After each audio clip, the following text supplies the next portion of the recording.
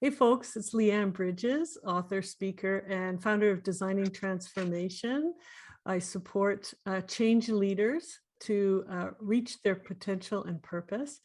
And I have a very special guest with me tonight who is a real change maker, change leader.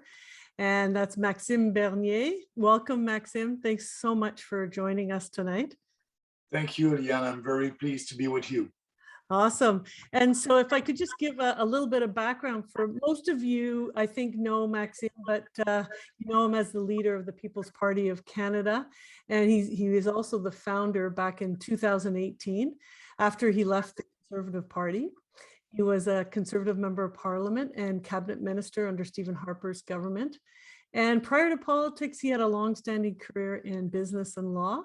He's also the father of two girls and comes from the Beauce area of Quebec, which he represents. So once again, thank you. And I know you've got such a busy schedule. So to take this time, it's so important that Canadians hear from you. So tell us why you think maybe, or do you think this is an important election? And if so, why?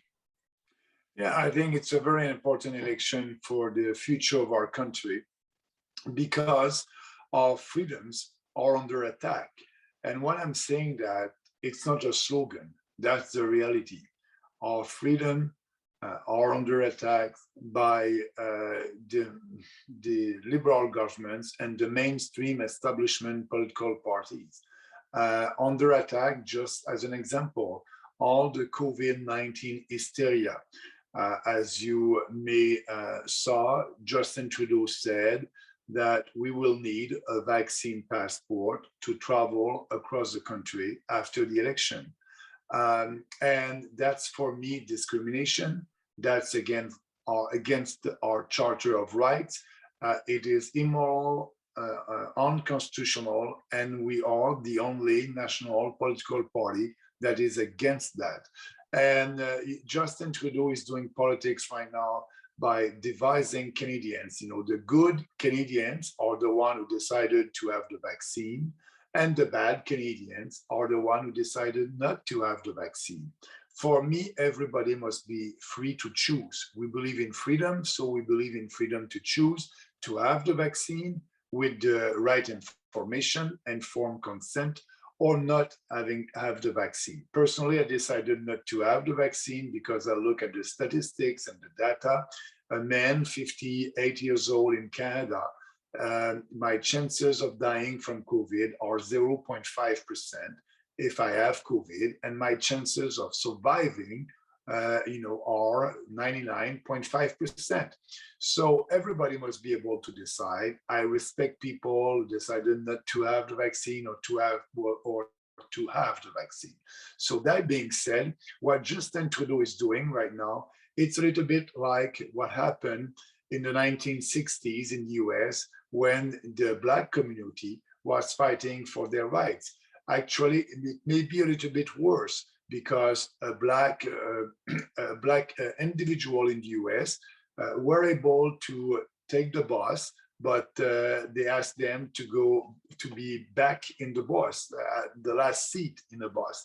So for me, I'm a Black man, and my job is to travel across the country. I'm a politician. Mm-hmm. So that means that I won't be able to take a flight. I won't be able to be in a plane if I don't have the vaccine passport.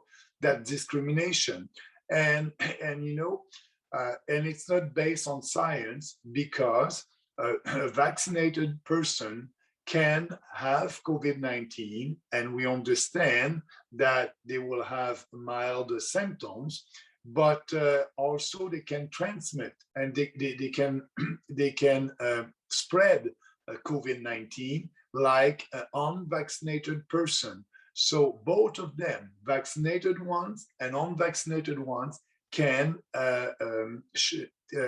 spread the virus. So that's why we don't need to have that. But worse than that, Justin Trudeau is saying to the civil servant in Canada that you must be vaccinated, you must have your vaccine passport if you want to work for the federal government. You know, nobody must be in a position to tell a person, a stranger, about their personal health information, that's private. And he's asking people to speak about that and to show that they have the vaccine passport. So, and he said also, if they don't do that, they will have consequences. So what they're telling them, I will punish you if you don't have your vaccine passport and you are working for the federal government. Speaking like that, it's speaking like a dictator. That's the kind of a thing that a dictator will say to people. I will punish you. That's what he said. So that's why it's so important right now to fight for our freedoms.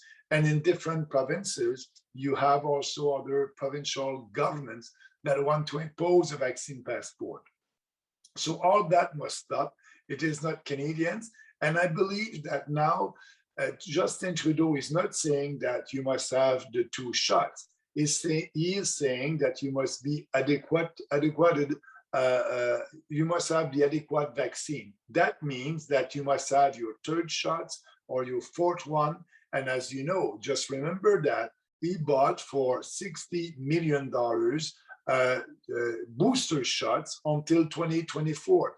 So what that means, if you have the 2 shots, you'll have a vaccine passport, but your passport will expire in a couple of months. So, and he will ask you to have more of that vaccine. So nobody must be obliged to have that vaccine because the general population are not in danger. We know after more than a year, 18 months, that we must protect the most vulnerable people in this country, older people with comorbidities. And the government didn't do that in the beginning of the pandemic. So 80% of our deaths in Canada are coming from older people with comorbidities.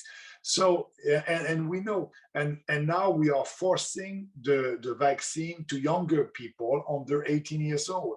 Actually, here in Quebec, the provincial government said 95% of the population must have 2 shots of the vaccine.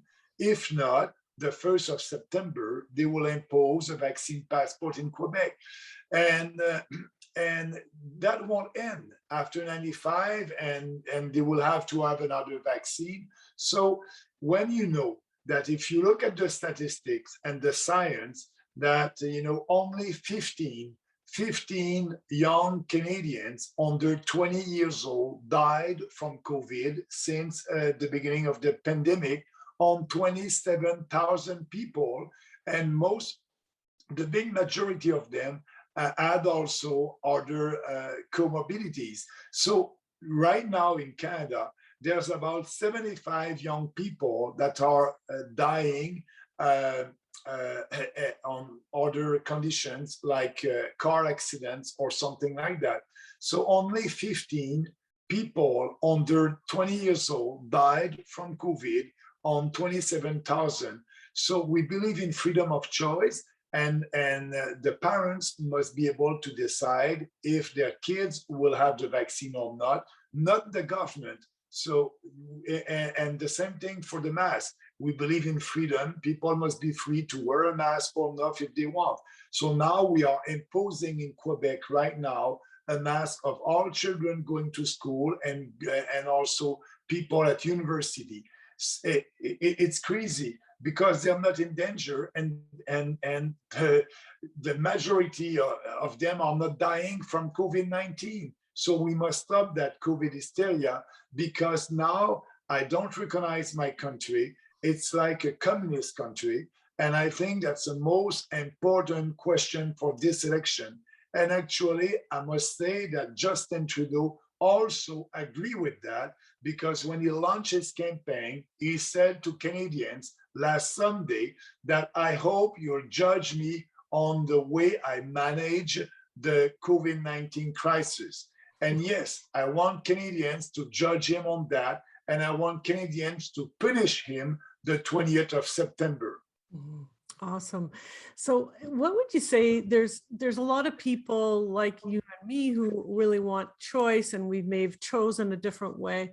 There's a lot of people who've chosen the vaccine. Why is it important for them to care about these mandates in particular? I think you did a good job explaining, but really talking to them, the ones who've already got it, and say, hey, you know what, this is going to make my life easier. Why should I stand up with the other ones for their rights? What could happen? Because, Where could this lead? because first of all, there's no two kinds of citizen in this country, and what they want people that didn't take the vaccine to have fewer rights than the other one.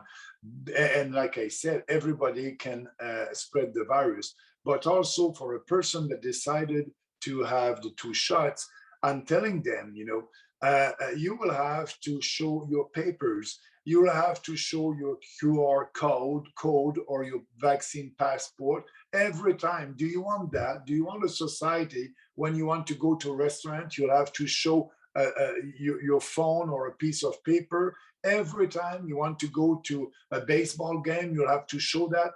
It's not. You need to show your passport when you travel outside the country and when you want to come back in Canada. That's a real passport. But we're not in a country to show something, a passport, when you want to participate in the civil society. And their passport, like I said, the expiration date will be in 8 months from now. So they will always have to go back for more, for another vaccine. And look at the data. I'm telling them, fear was very efficient during that pandemic. And, I'm telling them, just look at the data and take your time. And this virus is there in Canada, and it will always be there. We need to live with that virus, and we need to go back to what we did before that pandemic. Actually, it's the first time in the history of the world that we use lockdowns to stop a virus. It was an experiment that failed. And I believe that the people who took the vaccine, they were telling, oh, only 2 shots and that would be it. And I believe that now they understand that, it's always more and more. And they were telling them, take the vaccine for yourself, but also for your family, for other people that you love. That's important. No, that was another lie. When you take a vaccine, it's for yourself first. And yes, if they have COVID, they will have fewer symptoms, but they can spread the virus. So like me, that I didn't have the vaccine, I didn't take the vaccine, I can spread the virus. So it's not, you're not selfish because you decided not to have the vaccine. And they must understand that, vaccinated or not, they will have to show papers, they can spread the virus, and it's always more and more and more. And your vaccine passport will have an expiration date that will be in a couple of months. We don't want that. We don't want a society like that. And I believe more and more of them are coming on our side because we have the science on our side. They were saying that they had the science on their side. No, they don't. After more than a year, we have the data, we have the science on our side, we have the common sense on our side, and more people will come. We need to have an ideological revolution, a common sense revolution, or a freedom revolution in this country. And we at the PPC and all our candidates, we are the only national political party that is against the vaccine passport. All the other political parties, including the Conservative, are always for more and more restriction. It's not about science anymore, it's about compliance. And I think people must look at the way of life that they want and what kind of country that they want in the future. And I'll add a couple of things you may not have seen. Just came out today. Legault has announced exactly what would be required in Quebec for the vaccine passport. It's going to be phased in for September to September 15th. And the list is so long, even includes things that were open to everybody when we had lockdowns, like salons and different things like that are included. It's unbelievable, the list of things. And so, as you said, we're going to be asked constantly. The other thing And is, I don't believe that these business people yeah, will ask for that. I believe that a lot of them don't want to be the police, and they just want to do business. And they're not there to enforce an illegal, unconstitutional legislation or regulation. I believe that, and that's why I don't believe that will work. People will want to go back to their life, and that COVID hysteria must end. I understand that in Quebec the numbers are going up, but the deaths are going down, and so that's the most important. And look at other jurisdictions, like in Alberta, they had only 70% of people with 2 shots, and they open everything. So why is the virus more virulent in Quebec than in Alberta? It's not based on science, and if you have a common sense, you'll see it. And now people, more and more people are coming on our side because they understand and they see that the lie that they had the last year, and every time the goalpost is always changing. So I think Legault and Dr. What's his name, Arruda, I forget. Yeah, it's forgettable. yeah. They are losing people now. Yeah. I believe that they are losing people. And if you want to gain back your freedom, there's us. We have to do 2 fights. One, we have to change the public opinion, and we're working on that. And I believe that more and more people will be on our side, and the People's Party would be a big surprise for some people during the day of the election. And the other fight, it's in court. And I understand that the Justice Center for Constitutional Freedoms is doing that fight for us. But that can take time because they will appeal. Maybe in 3 years we'll have a decision. But we are doing that to preserve our Western civilization values. And I think also is media, different forms of kind of alternative media like we're doing here. One of the things that I recognize is the amount of censorship that has happened around the world, right? And I just noticed one of the things that happened in July was that there was all the media in Canada, and it was lockstep in the United States saying this was a pandemic of the unvaccinated. And I went and when I went to the reports, the Globe and Mail, all these different news outlets, and they said there was a new epidemiology report from Canada. So I went there, it was on the Canadian website.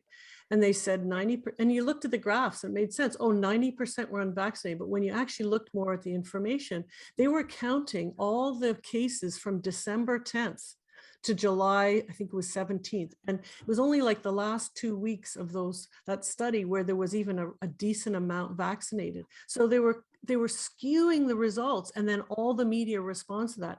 That information is still on the Canadian website. And I can't believe this kind of censorship and misrepresentation is happening at this point. But another example in Quebec, a week ago, they were saying that more and more young people have COVID and when they're going to the hospital. But no, the real story is young people were playing outside during summertime, and some of them broke their arms or something like that. They have to go to the hospital, and every time they're doing a COVID-19 test, and what the test is positive, but they didn't know. The young people didn't know. They didn't go to the hospital because of COVID-19. They went to the hospital because of a fracture or something like that, and they are doing the test. So that person, these kids were positive, and they are playing in the news. A lot of kids are going to the hospitals because they're COVID-19 positive. No, that's the opposite, because something else happened and they test them. And the good news was that they didn't know that they were positive because they have a good immune system. Exactly. So we also talk a little bit about the provinces and federal, because you're working at the federal level. And how do you envision, if you're at the federal level, trying to make an influence on the provincial? Even imagine if you got in as a leader Yeah. You couldn't move around Quebec. You might only be able to move around Manitoba. Oh, maybe not, because of what's happened to you in the past there. Yeah. But you're right. And I like your question because it's an important one. I said that I'm doing politics differently and we respect the Constitution. So what you're telling me, Maxime, all these COVID-19 draconian measures are applied at the provincial level and done by provincial government. You're right. So why are you speaking at that when you want to be, you are at the federal level? And so that's not because of the federal government. The answer of that is, yes, because the federal government is paying and financing the economic loss of the province. The federal government put forward huge programs to individual and also to provinces and to businesses. So they did that, and that was, and as you know, we have a huge deficit of $354 billion because of these programs.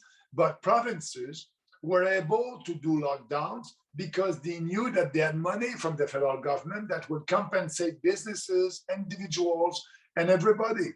So if you are at the federal level and you are saying no more compensation, we won't pay for your financial economic loss, so we will cut all that, that would be the right incentive for provinces to not do any lockdowns in the future, because they will have to create their own deficit and their own programs for businesses that they will ask to shut down and close, and they won't have that money. So when the federal government will stop all these programs, that would be the right incentive for provinces not to do again any lockdowns.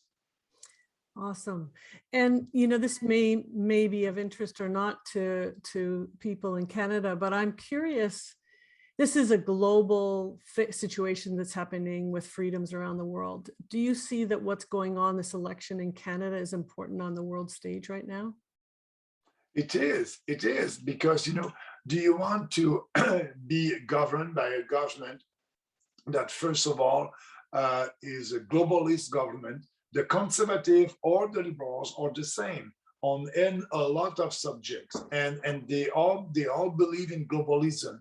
So yes, all the influence from the World Health Organization, from the UN, all that is coming from these organizations. We will cut foreign aid, we will cut money to the UN. I said that the UN is a dysfunctional organization.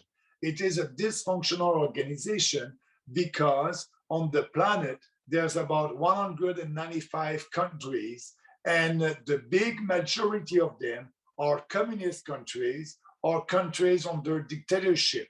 So we, the Western countries, don't have the majority. So that's why the socialist policies are coming from the UN. So we don't want that. We at the People's Party of Canada, we are fighting to put our country first. We are fighting for our sovereignty, and we won't play that game of globalists and globalism. Canadians will be first and our country will be first. But if you look at the conservative, the liberals, and all the other parties, that's the same. So that's why we are saying during this campaign, the other options suck. And I'm asking Canadians, choose an alternative, a real alternative. And we are a real alternative because we are doing politics differently.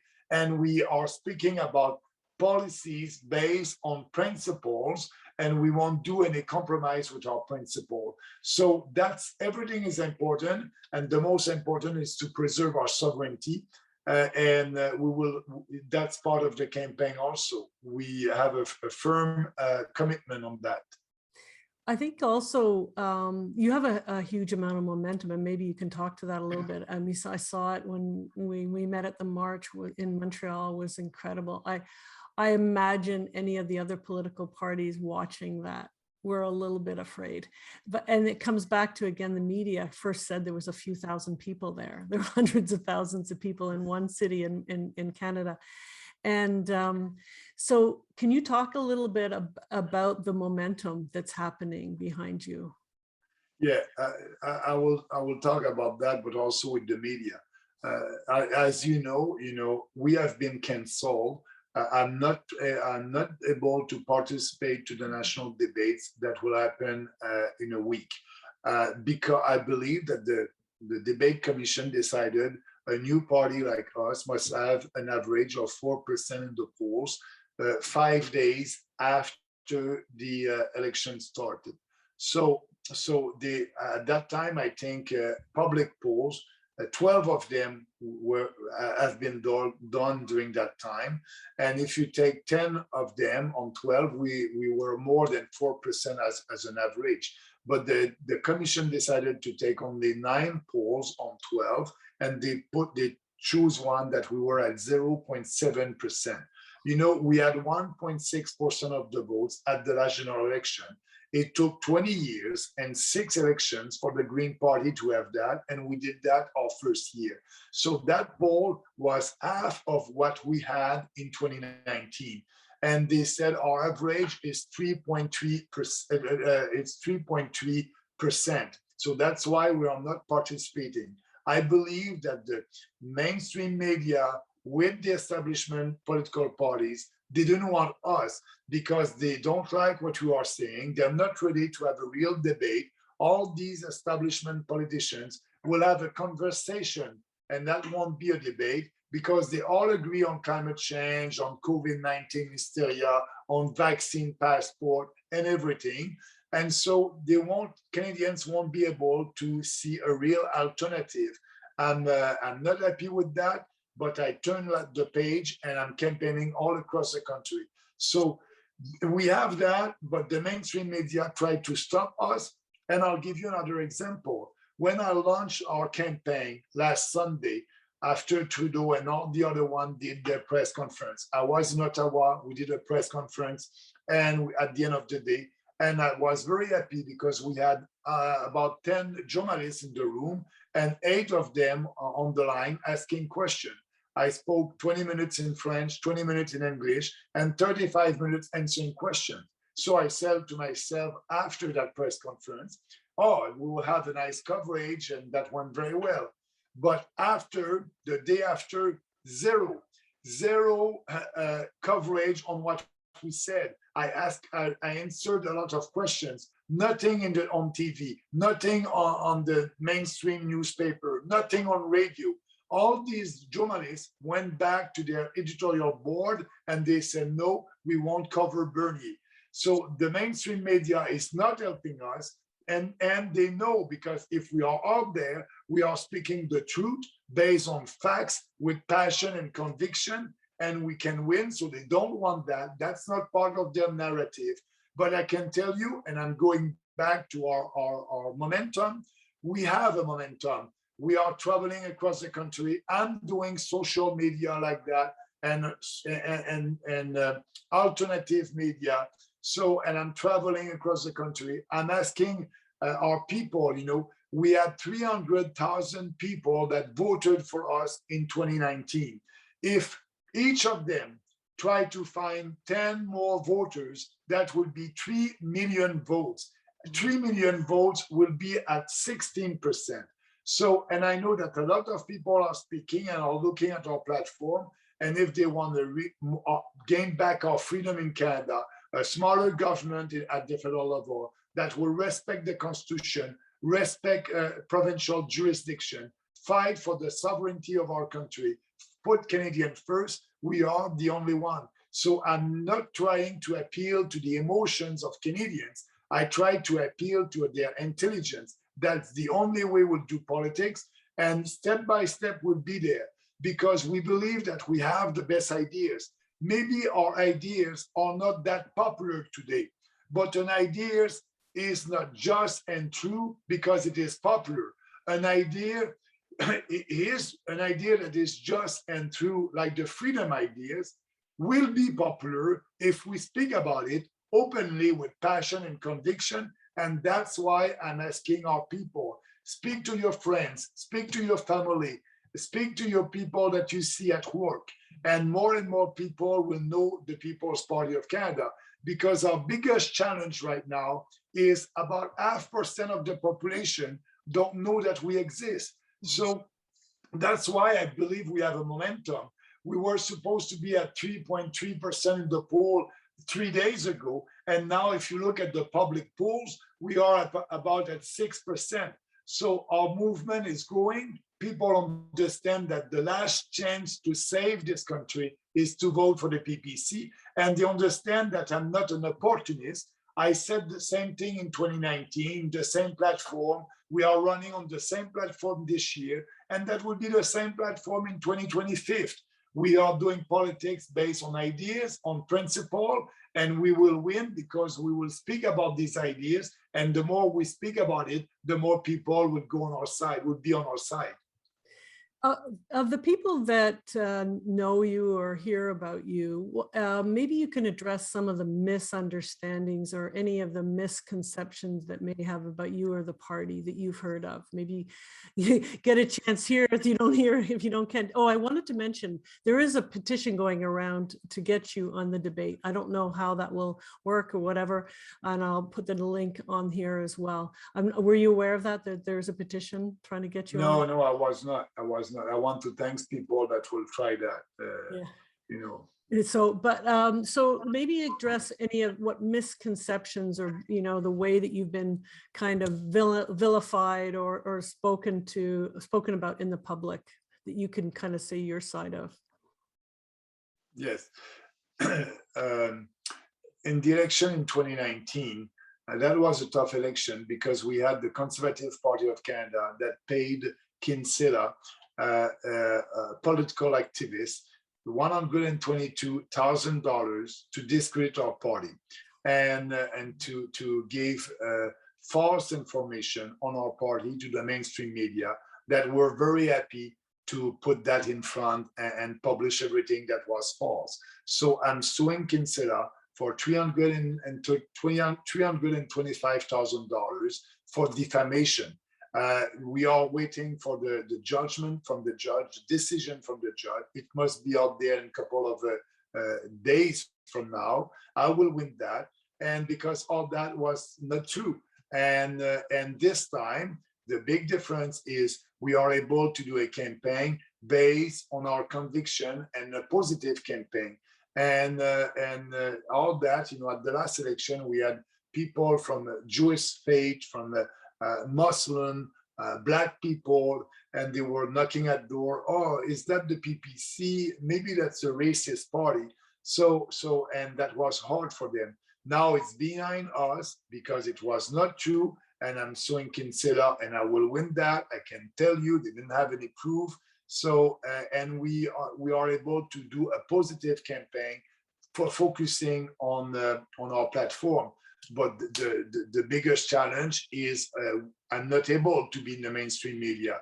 But I believe that more and more people are turning in social media, so they will be able to know a little bit about the PPC by watching us on social media, by following me on Twitter, on Facebook, on YouTube. We have a channel, yeah, Instagram and everywhere. Yeah, awesome.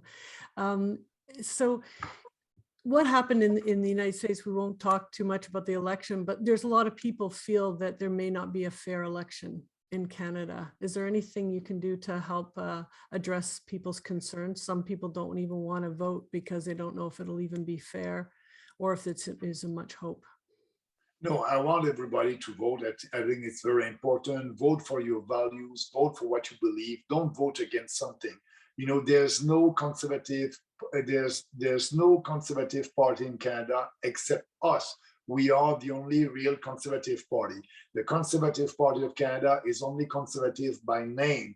Aaron O'Toole has the same platform. Look at it with the Liberals. He's saying yes to the Paris Accord, yes to a carbon tax, yes to a vaccine passport, yes to mass immigration, yes and no to pipelines. We are the only political party that have strong position on that is the opposite of these establishment political parties. So I believe that the people will understand and that the only alternative it is us. But I want them to go and to vote. About fraud in Canada. The good news is the Dominion machines were never used in Canada. And Election Canada said that they won't use it. But what I'm afraid of is the mailing ballots, because we had a meeting. When I'm saying we, every week, Election Canada have a meeting with a representative of every political party to speak about the rules and all that. And they said last week that they want to promote mail-in ballots, and their goal is to have 5 million Canadians using that and voting by mailing their ballots. And so we were and we are the only party that said around the table we are against that. We can have fraud, and we prefer to go back to what we always done in Canada: vote in person. The Conservative, the Liberals, they were in agreement with that, and they were okay with that. We are not. So if we have fraud in Canada, that can happen with mail-in ballots. So that's why I'm asking people, go and vote in person. That's important, and vote for your values, because it's one of the most important election in our time. And I can tell you, we will make history the 20th of September. For the first time, a populist party with a platform that is putting our country first, will have some candidates that will be elected, and we may be able to beat the Green also. We may be able to have more percentage of the vote than the Green Party of Canada. So I can see there's a momentum, and we just need one voice, one candidate elected for the People's Party of Canada, and speaking about freedom and our rights in Parliament, and asking questions every day, and using all the parliamentary tools to be active. And the mainstream media won't be able to stop us, and they will be in a position to speak about what we're doing there. And so we'll be able to reach more people, and this party will grow, because we are there for the long term. Excellent. You know, a lot of, just one or two more questions. What I would say, and you're probably aware, a lot of people who were former Liberals are moving over to your camp, if you will. And so sometimes when we hear values of conservative or whatever, because of the way it's been demonstrated in the past, maybe not necessarily think that it fits for us. When I went onto your platform and saw the 16 key points and went through each one of them, it was really quite, and I really recommend people do that, and I'll put the link on this. But one thing that a lot of more liberal-minded people in the past, I have to admit, I voted for Trudeau twice and a little bit disappointed right now, I have to say, but is the environment. So there's a lot of people that are willing to vote for you, and they're just a little bit concerned about the environment, because they don't understand your perspective on necessarily. And maybe if you can just voice specifically your perspective on the environment. It's not against anti-environment, it's just about the certain types of strategies that are out there that you don't agree with. Yeah, absolutely. You know, we want to do concrete actions for the environment. There's still in Canada some lakes that are polluted. We need to have more clear lakes, clear river, and we can do something very concrete. In our constitution, the environment is it's a shared jurisdiction with provinces. And so I respect that.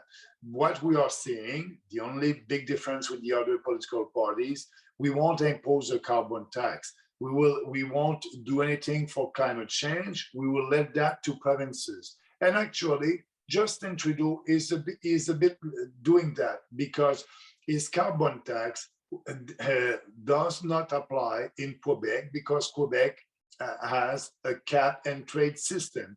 So Quebec has its own way to have its own policies on climate change. So that's why the carbon tax does not apply in Quebec. So what we want to do, we want to let provinces manage the climate change. And if they want to have policies there or taxing their people there, that's okay for them. For us at the federal level, we will concentrate our efforts to more concrete actions for the environment. So I think it's very, and it's in line with the Constitution. And I believe that we can do more to protect the environment and using our money wisely, and let provinces fight with against climate change if they want to do that. Excellent. Is there anything else you'd want to say to Canadians before we finish up here today? Is there anything we haven't said? But first, I want to thank you for giving me this opportunity to speak to your viewers. I think it's important for us. And I want to ask them, if you don't know the details of the PPC, take your time, go on our website, People's Party of Canada.ca, read our platform. It's a clear platform and based on four principles: individual freedom, personal responsibility, respect, and fairness. And all our policies are in line with these principles. We will never do any compromise with our principle. So what I'm asking you, and don't say, oh no, I don't want to vote for the PPC because I will split the vote if you're a conservative and you. So, but the good news about that is Erin O'Toole is not a conservative. Look at our platform and look at O'Toole and the Liberals. They're the same on the most important issues for this country. So Erin O'Toole is not a conservative. Erin O'Toole won't win. He cannot be able to win. And saying that, we are the only real conservatives. So for once, vote for your values. Don't vote against something. Vote for something, because we need to have that real conservative voice in Ottawa. And that can be our candidate in your riding that will win, and we'll have a voice there, and we will start together the common sense freedom revolution. That's important. So if you have O'Toole or Trudeau, it will be all the same on all the important policies. So please look at our platform and vote for what you believe in, and we'll gain back our freedoms, and this country would be more prosperous, because we will do the bold reforms that need to be done in this country.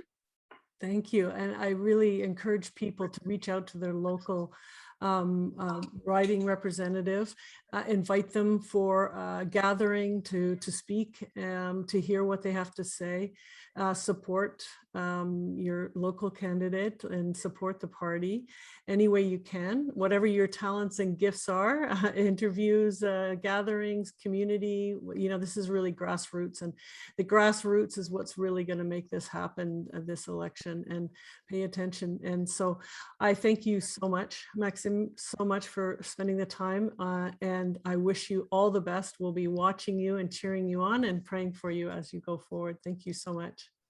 I appreciate that. Thank you very much for giving me this opportunity. Thanks.